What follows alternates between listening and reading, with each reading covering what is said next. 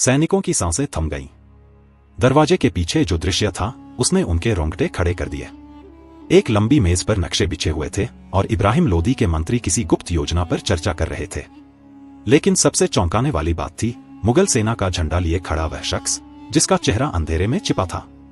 बाबर के सैनिकों ने तुरंत अपनी तलवारें निकाल ली। जैसे ही उन्होंने आगे बढ़ने की कोशिश की, उस अजनबी ने पलटकर दरवाजे के पीछे की एक और गुप्त सुरंग में छलांग लगा दी। एक सैनिक ने उसे पकड़ने की कोशिश की, लेकिन वह तेजी से अंधेरे में गायब हो गया। यह कौन था? एक सैनिक ने फुसफुसाते हुए कहा। अगर यह हमारा आदमी था तो वह यहाँ क्या कर रहा था?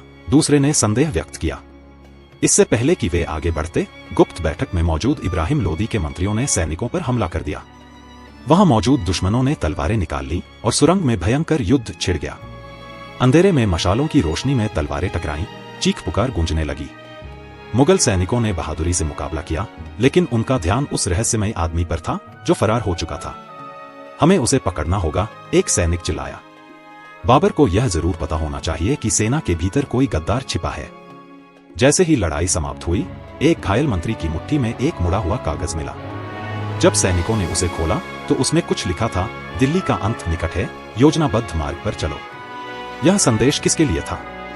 क्या यह इब्राहिम लोदी के लिए था या किसी और के लिए? क्या बाबर की सेना में सच में कोई गद्दार था? इस रहस्य का पर्दाफाश अगले भाग में होगा।